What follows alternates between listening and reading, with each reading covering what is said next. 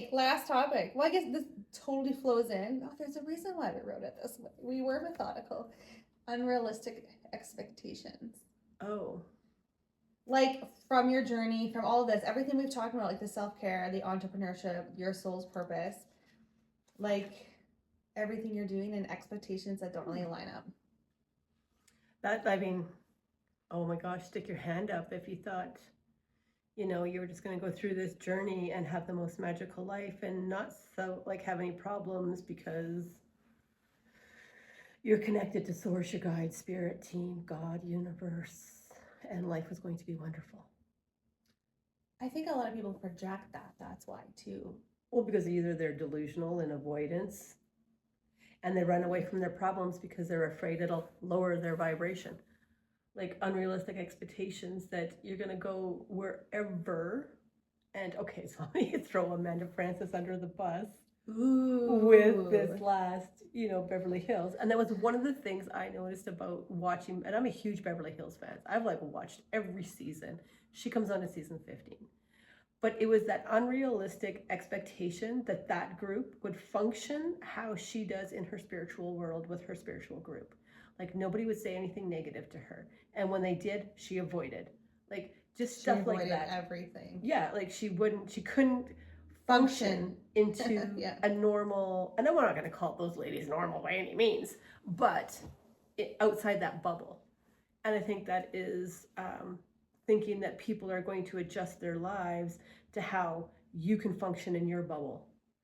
And instead of you coming into a situation, an established group like them, and either pivoting, adjusting, recognizing that that's how the flow of things goes. You either choose to engage or you don't. You protect yourself and you choose wisely.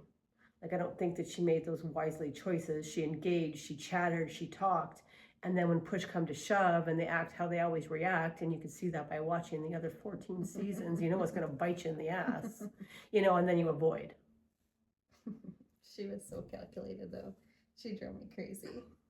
I think lots of and just think of like, okay, so you're like your family reunion, you always have, or maybe you are the person that shows up and can't deal with anybody else in your toxic family because you don't like the way people talk to you. You don't like the way the situations are, but you can't pivot in that group. So you cut people off. Right? That was me. See what not to do. That was me. Yeah. Remember, you're like, oh, I got ready. But I couldn't. I didn't know how. I did not know how to function around people. Because you expect them to function how you are. Yeah, I did. Instead of seeing them for who they are and what level they're at and what's going on in their lives. You're just like, you're not on my level. You're not functioning in my circle. And I don't know how to function around you. Instead of just letting you be you, I see your little tornado. I see you run. I see you go. It was like, what would we call it? What's a good word to call that when like you're just total ego spiritual? Like ego spiritual, that's like some like it's just but they're not in their ego because they're so spiritual. Yeah, it's purely ego. Yeah. It's like spiritual toxicity, like yeah, that's a good one. Spiritual toxicity. Yeah, because like I was like then I didn't know how to even have conversations and I was like, oh, but then I realized that was positive to whatever, toxic positivity, but like in the beginning I didn't know that. I didn't understand that. Mm-hmm. I just did not want to deal with people and their shit. No, I mean, like I've met so many people, and I mean, if anybody here knows old Doreen, virtue stuff, or who else are some of those old school that just really amp that up? I don't know, because the only people I know is like from the old days is like Wayne and like, but he didn't do that. No, he didn't do that. He was actually pretty level, pretty down to earth. Yeah. And I think he really saw people at where they were at. He had that ability, and he didn't have the expectation that, I can't function around you. I can't communicate to you because you're not at my level. Your vibration's so much lower. It's all these hidden expectations, and when you have those hidden expectations, you're gonna make your life a little bit more challenging, and the people around you. Like you're the one that's creating stress. Yes, you're the one that's the toxic one at the reunion. Yeah. Not knowing it. And you're thinking everyone else is. So just not having expectations on anybody or any situation, honestly. And I mean, as a very spiritual person who is a medium, I can say like, we're gonna get shot for that because everybody's like, no. But I it don't is kind of care. true. We've experienced it though. It'd be different if we didn't experience it. Yeah. Like if we were talking out our ass and just saying whatever we thought people wanted to hear, we wouldn't have this podcast. I think like when you don't have any expectations, that I think that is the ticket, the idea, the way to be stress-free living or not have your, how do you say that, like whatever hurt, like is to have zero expectations. You can't have expectations on people, places, things. You can't expect people to behave in a certain way because they're them. The only thing that you can have, and when you let go of all of that, you're free. Freedom. Yeah, you can you're breathe. Much more peaceful. You can be yourself. Zero fucks giving, as long as you're not obviously being an asshole. No, like you worry about. Obviously, I love, I care. Yeah. You know, I want what's best, but I'm letting them choose what's best for themselves. Yeah. I'm supporting. Yeah. You know, I'm here to listen, but I'm working on keeping my shit in my row. Yeah, that's the thing. The only expectations you can have is yourself.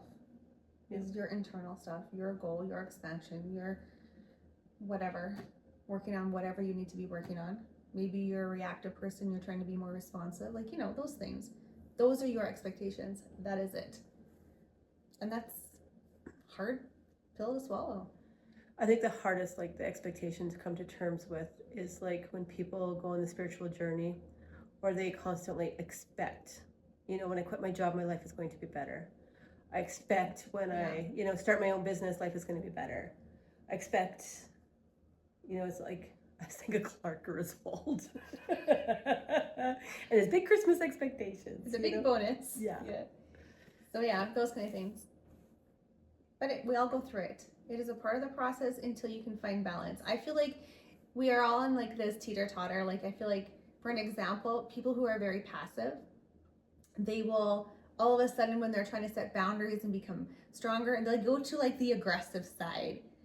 And then eventually, you know, you work their way into the passive or into the assertive person, you know, like a middle. Yeah, so you're passive, assertive, aggressive, and finally, like, so I feel like you're gonna do this a while until you find your thing and your balance.